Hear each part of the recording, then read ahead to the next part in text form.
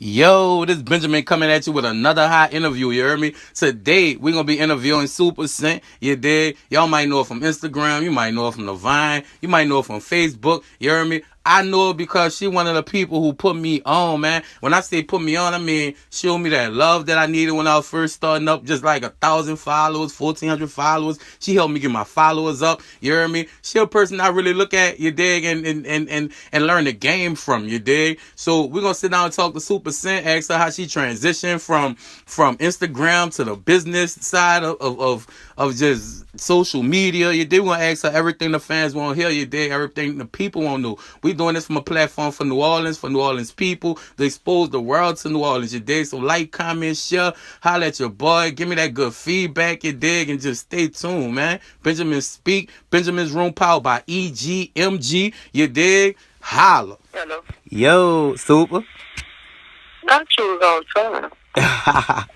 Look, we trying to change the culture around here. You hear me? Look, we trying to change things. You hear me? And just in case for anybody that don't know, you dig, this is the real Supa. You dig? Yeah, she busy. Yeah, she be all around everywhere doing everything. But she took time to holler at us. She could be anywhere in the world, but she here with us. You hear me? And I appreciate that. Most definitely, most definitely. Man, look, we about to jump right in this thing, you dig? We got questions from the people, you hear me? So the first question that I get, people want to know where you from. I'm from New Orleans. Uptown. What part? Graveyard. What part? I'm from the 17 Graveyard. What? Graveyard. Graveyard. Right. That's for the people. All right. How that break down in the 17th? A lot of people that's not really from the 17th don't know how the 17th. They just know 0017, and that's it. I mean, we got a few parts. We got Holly Grove, Girltown, P-Town, Graveyard, Nigga Town. And I'm like, if you stand on County and Cleveland, like the 4 parts, one side Holly Grove, one side Girltown, one side P-Town, one side Graveyard. Once you pass St. Charles, that's Nigga Town. Right. So yeah, right. Well, look, a lot of us off of social media, we only know what you show us. Something I really wanted to know was, how did you come up, like growing up in the 17? We hear about people like Lil Wayne and all the other Uptown veterans, how they grew up rough and things like that. Was it kind of like the same for you? Or could you share some experiences growing up Uptown? Nah, I can't even stunt. I ain't have no rough childhood. I grew up, the part of Graveyard I stayed in, that's Carrollton. That's like around Two-Lane School, Broadway Street. It wasn't no bad neighborhood. It wasn't nothing rowdy or whatever. My rowdiness came from the schools I went to. Other than that, was like the neighborhoods I lived in and who I live around. I live around the boys, folks. I can't even stunt. It's just, when I went to school, like, everything was different. But I wasn't raised in no hood, and I wasn't raised where niggas was slaying iron, getting killed and all that. Like, I wasn't raised like that. The most I seen, as far as like on some hood shit, was after the storm or like right before the storm when I was hanging in P-Town. That's where all the wildness I seen. But I wasn't raised around it, and I wasn't brought around it. I chose to be around that as I got older in my teenage years. And little do people know, outside of New Orleans, like they look at like the murder capital and the murders and the things that happen, the bad things that happen, but they don't know that they have parts of New Orleans that's like Mr. Rogers' neighborhood and like nothing don't really happen. they can't even fathom. Every hood got a Mr. Rogers neighborhood. Every hood, even in Nightwalk. Like every hood have a Mr. Rogers neighborhood. Like they going off of stuff they see on the news and all that, but they gotta understand, ain't nobody down here getting killed for that. There ain't nobody down here like just getting rocked just to be getting rocked, getting robbed to be getting robbed. They be salting the city down, but that be the people that's from the city that salting the city down, and make it seem like it's just a bomb squad down here. It's not like that down here. It's just shit happens. Like just how it happened in any other city, any other state. We got murders, we got crime, we got all type of shit going on, but that's in any other state we go through. Got the same shit going on, if not worse. Right. We're gonna switch gears just a little bit. All right. I see you with so many people. Like everybody that I meet or know, they have a Supa story from your Supa oh, I remember the first time I met Supa and all that type of stuff. Right. Could you elaborate on some of the people that you came up with that's that's doing their thing right now? Uh, it's a few people who I've seen, you know, who I've watched before they started buzzing. You know, it's a lot of them like BTY Youngin, Max P, it's How did y'all meet? Not to stop you, but just BTY Youngin in general. That was an interesting thing when I was at the benefit concert, and you were saying that he yeah. gave you your rap name. I was like, hold on, that's something. Yeah, when I met Youngin when I was 15. I used to be in P-Town. I had a best friend that was in P-Town, and she actually was dating his cousin. His cousin that he used to be with every day. So that's how we met. And his cousin used to make us rap against each other. You know, like he used to make us, like we'll get on the phone, we'll be on full weight, you know, like just going back and forth and rapping or whatever. And when I was in school, I used to wear number Jordans. I was a real big tone boy, you know. And he started calling me Young 23. He had the whole P-Town calling me Young 23, 23, 23, 23, you know. So when I really started like taking rap serious and I started like recording stuff and going in the studio and I got in a rap group, I said, fuck my rap name, gonna be Young 23, and, you know. And every time like he'd see me after that, you know, like we'd just be joked out laughing about how he got everybody calling me Young 23. So yeah, that definitely came from him. And look, another one. Now, this one kind of caught me by surprise because I had never heard of this person, and I think until I seen you post him, and that was Max Payne. And when I went check him out, I was like, man, what? Like, how do these people hide? Because this dude's talent was just crazy. Did you found him online or something, or that's some? How did that come up? Man, Max so underrated. It's a shame. I actually met Max. Max was dating one of my best friends. They was in a relationship, and that's how I met him. When I met him, he wasn't even rapping. You know, he was just, you know, like just a cool little dude, cool to hang around or whatever. Him and my child father kind of clicked. They used to be smoking together and shit, and he just, you know, started rapping or whatever. Like he said, you know, like he wants to start rapping. And he actually like went down to Joe's, and when he was Joseph, he was writing his ass off. When he came home, he was hungry. You know, like he wanted making music, he wanted doing shows, he was everywhere. Like he really like created his own lane, he created his own buzz, just being everywhere. So me watching him grow, me seeing him when he just really used to be chilling and not even rapping. Dude ain't been rapping 5 years. You know what I'm saying? Like he ain't been rapping that long. For him to be so nice and so talented and so versatile, like for me to watch him grow like that, like that's a fire movie to watch, you know. And I really wish he get the recognition he deserved. But yeah, man, Max really underrated, and like he really doing this thing. And look, one thing I learned. I don't know if I basically learned this from you just from watching you. It's kind of hard because when you study a person so much, you just tend to mimic things that they do sometimes without even knowing. But I noticed how much you show support to basically everybody. Like you show a whole lot of support. But one thing I noticed is that how you slowly became like the voice of not particularly just young people, but the New Orleans woman. Would you would you consider yourself the voice of the New Orleans woman? I don't know. I mean, I wouldn't say the voice of New Orleans woman. I would say I'm the voice of women. Period. You know, like like you don't want, you know, like regionalize it. Like I feel like even though I'm from New Orleans and I'm so New Orleans, but I'm still like I have traits of a woman, and what she from don't matter. You know, like it's just I'ma always be a woman. You know, like I have the reactions of a woman, the mindset of a woman, and that's all women around the world. So I ain't gonna really see a New Orleans woman. I'm gonna say I'm just the voice of women. Period. You know. Well, tell me.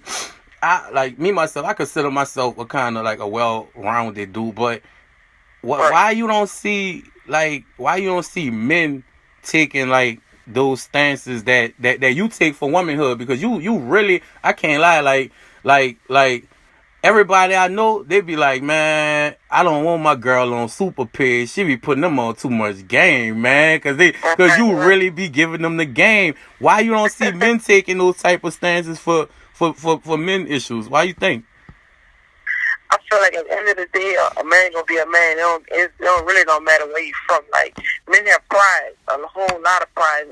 Like, a lot of men feel like if you talk too much, you're a bitch. You know what I'm saying? Like, if you make too much noise, like you're doing too much. You know, like you're seeking for attention or whatever. So men don't really do all that. You know, like, even if they do, the ones that do it, of course they get categorized as a certain type of man. Like, they ain't a man, like they talk too much, they're a whole, like they doing it, they doing that. But men I know, like, they really just be chilling. Like, they live their life and they don't worry about the next man. You know, like maybe that's how it's supposed to go, or maybe it's not. But you see more women speaking up for things that go on, you know, like with women, than you see men, because men feel like, fuck, that's on that man, you know. Men just be like laid back, chilling, worrying about themselves. You think, but see, I ain't gonna lie. Sometimes I understand the way we move because of like violence and like a lot of men. You don't want to step on too many toes because you can end up dead behind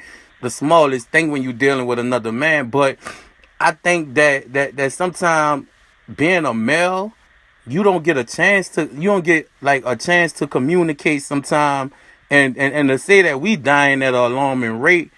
I just look at the way you handle the women, and I just try to I want something like that to open up a communication for men. You know what I'm saying? And I feel like we could kind of learn from you some type of way, but I don't know, man. Like you said, we so complacent that it I don't know, man. It's crazy. It's not really what you do, it's how you do it. Like, you can't get on social media. Like with me, I don't get on there and, you know, and say, man, you always doing too much, man. You always this, you always that, you always that. It's the way you gotta say. Like, you can't get on there acting like nobody parent. Like, these grown people you talking to. Right. You know, like, people are motivated by actions. They don't want you to talk about it, they want you to do it. If you see me every day making money every day, like, you see me traveling, like, you see me, you know, like, hanging out with my friends, like, you know, like, spending more time with my child, and me buying this, and me upgrading myself, and me elevating myself, you gonna mimic that before you mimic me saying, man, you always the bones up, man, you always doing too much, you always doing all that. It's not what you do, it's how you do it. I don't get on there and down women all day. Just like men should get on there and down men all day. Like, if people gonna follow your lead. If you lead them in the right direction and you being humble and you not really like gloating and you doing your thing, people won't do that too. And they feel like if you can do it without being negative all the time, you don't gotta be negative to get your point across. You see what I'm saying? Like, all you gotta do is really live your life and live it right, and don't be on that bitch on all that extra flexing and all that. They won't do what you won't do. Like they don't want to be preached to all day. They want to see what you're doing, they see it work, and then they gonna follow you. That's why I do what I do. Like, I don't gotta post money all day. I don't gotta post this, and I don't gotta post everything I get doing all that. Man, I post elevation.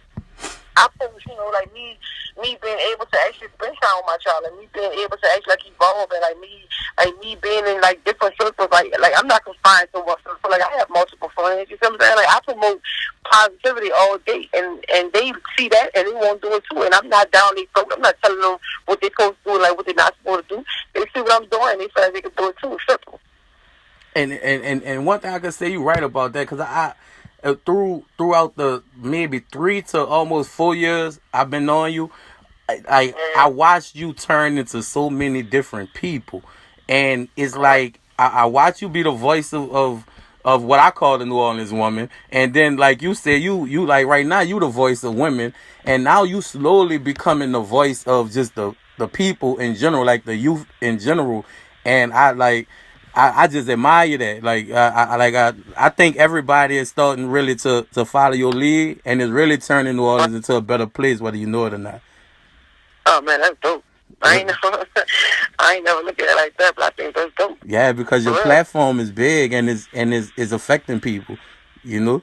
All right, so look, I'm about to ask you about kids, cause this a big topic for me, because I deal with bounce music and I deal with New Orleans, and sometimes we have a strange mixture of culture with kids, with the music and the content of the music, and then the internet just made it a whole different animal, because you're not able to shield your kids from much, and with you having a young kid and living in the city that you living in, Do you think that the fame from the internet is a good thing for in particular your not just your kid, but how do you handle it like for people like Trey?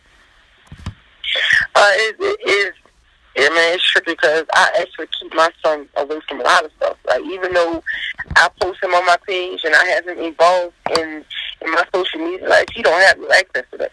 You know, like, he have a phone, like, but he can't get on Instagram. And if he is on Instagram, it's very, like, limited what he could do. Like, you know, like, it's one page that he particularly, like, well, I'm real close with both these people that he watched particularly, and I feel like they curse too much. You know, like, to say it's a child that's cursing excessively, you know, and I wouldn't let him watch that. I don't care how much I curse. I feel like you gonna do what I say, not as I do. But if you see a child, you know, and like a child with their parent that's constantly cursing, you gonna feel like that's right. So I try to protect him from that. Like, I don't want him to watch that all day. I don't want him to see that all day. Because at the end of the day, people mimic what they see. And it don't matter who you is. It don't matter if you're a leader or father. People mimic what they see. So I try my best to try to keep him, you know, away from a lot of things when it comes to social media. Now, what I put on there myself, I have control over that. You know, that's something I put on there. I place on there.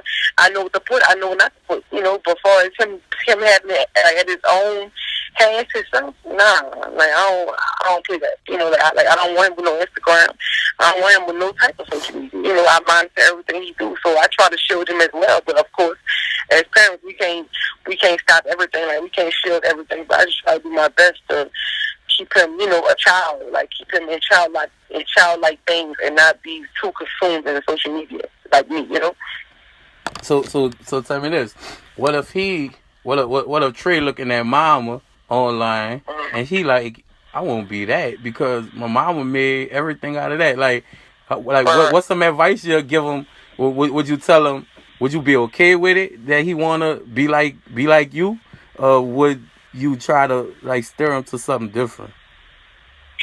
I would. I mean, it'll be both. I'll try to steer him into something more solid, because at the end of the day, we all know this shit ain't forever. You know, like this ain't forever. Like, it's not forever at all. Like, I just try to make the best of it, and I try to do as much as I can before this shit blow up. You see what I'm saying? Like, I would. If he say he won't do what I'm doing, I'm gonna give him every cheat code there is. You see what I'm saying? Like, I'm gonna make sure he have everything he needs, so to set him up for success. But I would rather him not do this, because this is not something that's gonna last forever. But I feel like I'll do both. I try to, you know, steer him into something else, and if he really adamant about doing this, I just make sure he got everything he needs to know, all the knowledge and everything, so he can do it and do it right. Real. Tell me, who are some of your inspirations? Like who inspired you to be, you know?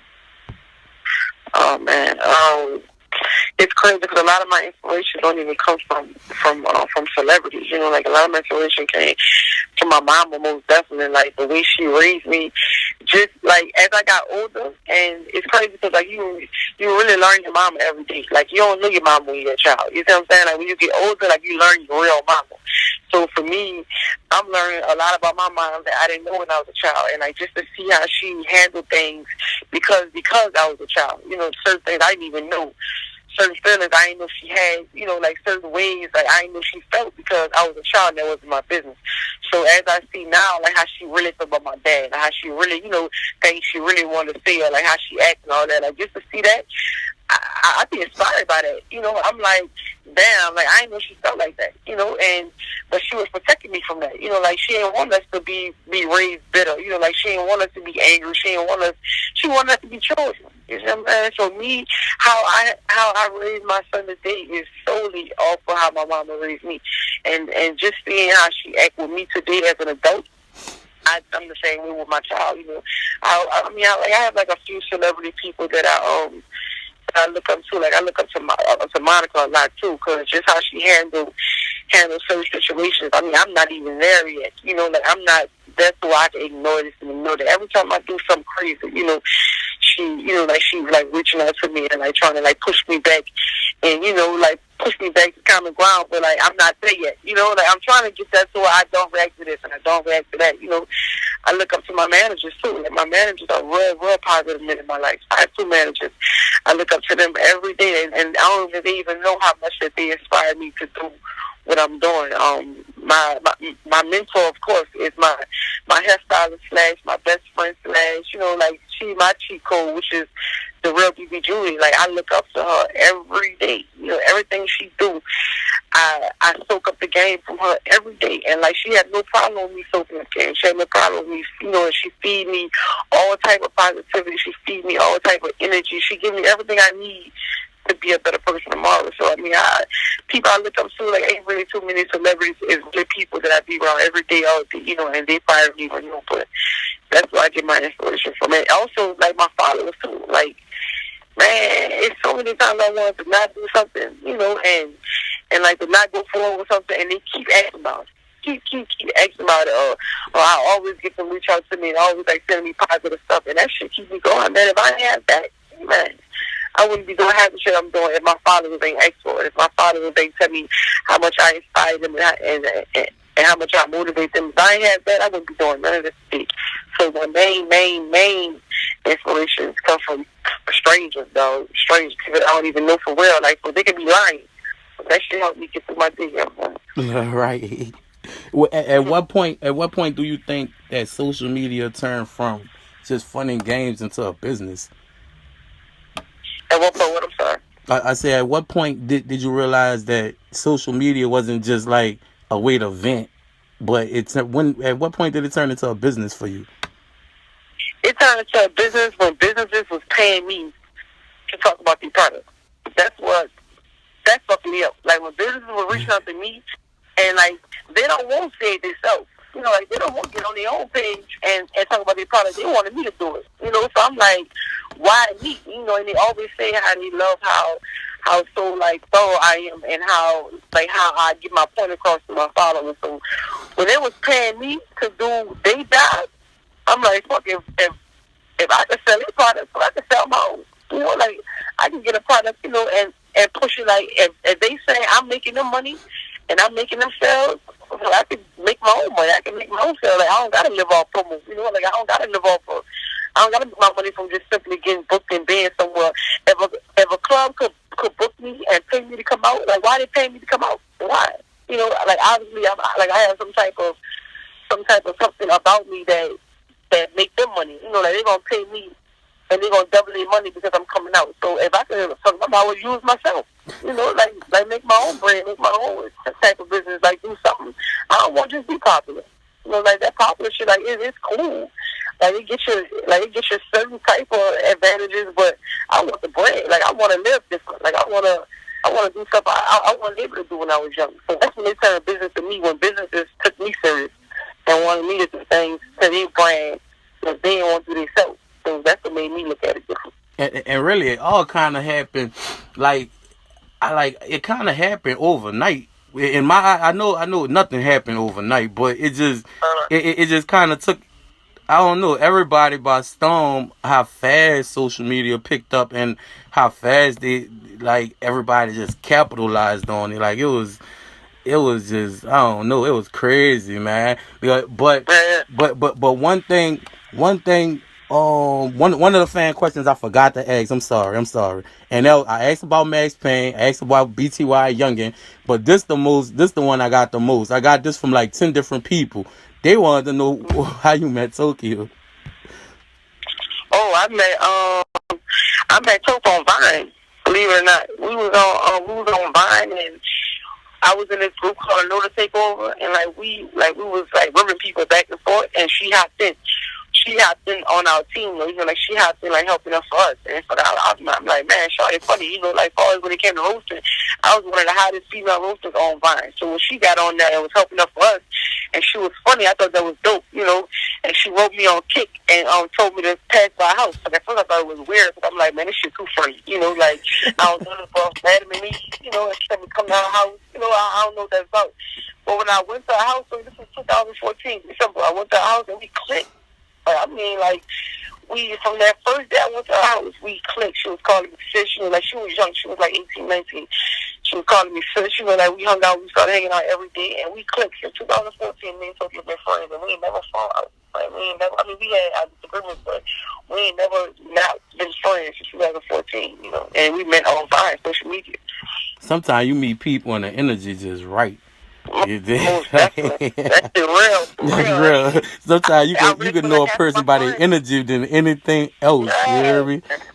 Yeah, that's crazy how you like in today's world it's social media. Like you just can't you can't deny it. Today's world social media. Like you meet real friends on social media. Like you have real relationships on social media. Like you really build these bonds and these friendships and relationships from people you met online. That's crazy, but that's today's world.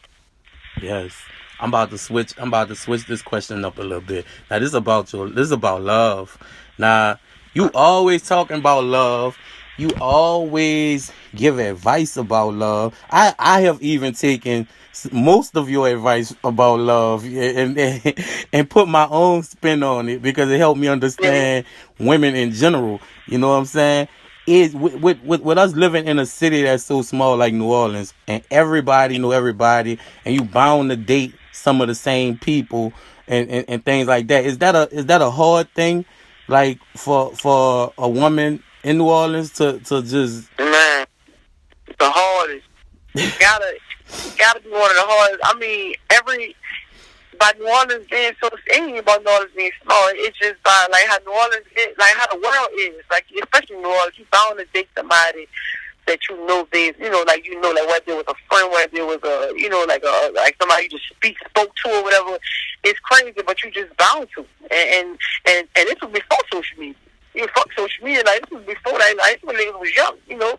Like you meeting a girl or like you meeting a dude and like you didn't dealt with somebody who you like spoke to every day, or like somebody who you used to work with, or somebody who you used to work with cousin. Like you just like they like you know somebody that they dealt with, and like that's hard. That's hard though, because it's always, of course, I don't care what nobody sees, drama always come from it. It don't matter what it is. Drama always come from it. And this business has been since, you know, way before social media. It always been like that. And it's even worse now because of social media. Because now, like, now people feel like they know somebody because they was DMing each other. You know what I'm saying? And it's wild. Like, you feel like you didn't dealt with this person because, like, this person trying to talk to you. This person trying to hide at you. You know, or, like, this person was writing, flirting with you, this, that, and all that. So now it's, like, it's worse like on social media. But that shit that ain't nothing new. Like, anybody you dealt with, you gonna know, like, who they dealt with before you. So, you know, it's life, man. Both stuff, get over it. So you think people just kind of do whatever they want to do? I mean, they should. What they gonna do? Cause look, I ain't gonna lie.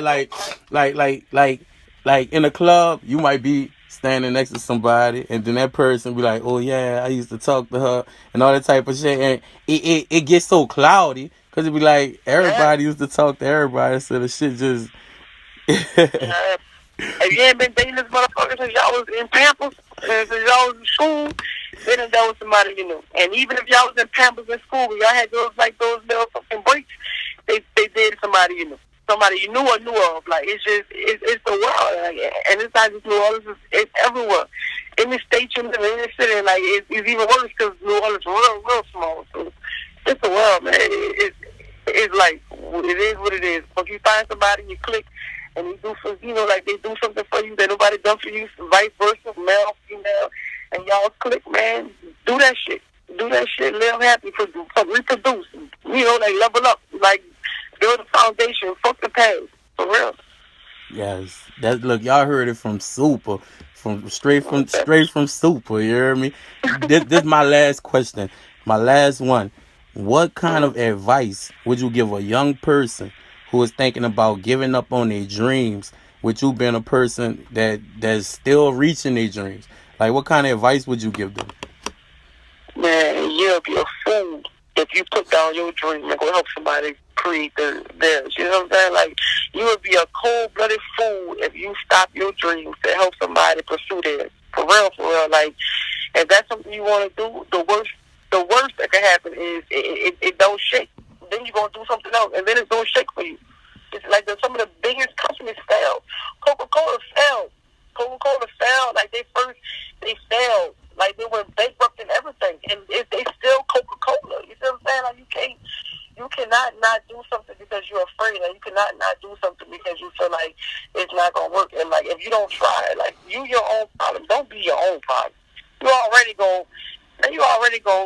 gonna endure problems from other people trying to hate on you, trying to knock you, and like you trying to like get all these whatever you're trying to do with your business, it's gonna come with problems. But don't be your own problem, man. For real, like don't stop your own dream before you start it. Whatever it is you want to do, man, you can do it. I'm living proof, man. I'm talking about I was busting tables, I was bartending, serving, I was working at a corner store, I was working at a fucking school, man. I was working at Amtrak, I was working at a program, I was working all over. And I ain't worked for nobody in 4 years. So don't tell me you can't do it, because I did it, and I was the same way, you know, penny pinching, catching a bus, you know, like depending on rides and all that, car running hot, breaking down, like, you know, can't buy this, can't buy that, lights been cut off, you know, like, if I came from it, man, ain't no excuse, no. For real, ain't no excuse. Don't stop your dreams. Pursue that shit. Don't stop, man. That's the inspiration. What's next for Supa? Well, like I see you got the Crayola. The Crayola case then took off. Can't nobody even buy none of that. What you got? What we got? What you got in store? I got right now. What's popping right now is the crayon case. Everything else after that, you gotta watch my smoke. It's coming. You gonna see it. Dog, you see you a sneaky mother. Then you might wake up in the morning, you be on some. You know what I'm saying? I thought I might come out with a cut line. For real, like it's like like every day Christmas, you don't know what's about to happen. Yeah, ain't no limit, man. You don't tell nobody your moves. You do that shit like you do it. Like you gotta keep your head quiet. You gotta do it, and when you do it, you done it, and they can't stop because you already did it.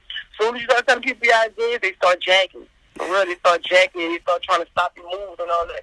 You gotta really like cut up on them. You gotta do that shit in silence. You really gotta move in silence, man. Telling people when they ask you what's your next move, you gotta tell them watch your smoke. For real. Man, look, I'm about to tell y'all right now. If y'all need any advice, any game, just follow Supa. Watch her move like she say. I'm telling you, I follow her. I follow everything she do. You can watch my page and you can see almost that I follow the same almost.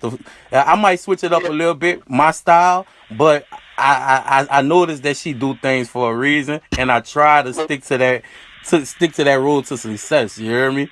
And we want to thank you for just giving us that time, just coming to our forum, really. So we doing this for the city. Everything we do for the city. That's one thing. That's one thing. And I appreciate it. I love you. Please be safe on that road. Come back home, and man, can't wait to chop it up with you again. I'm going to have more questions for you. No doubt. Thank you, bro. Appreciate it. Thank you, baby. And there you have it, you hear me? Y'all want this Supa? Y'all got Supa. I hope y'all enjoy. I hope you was inspired, you hear me? I hope that Supa gave you that inspiration you need to follow your dreams, man. Let you know nothing happens overnight, you dig? Just keep working at it, you dig? And that's another good interview in the books for Benjamin Speaks, EGMG, Sauce Mag, Benjimanzroom. We out.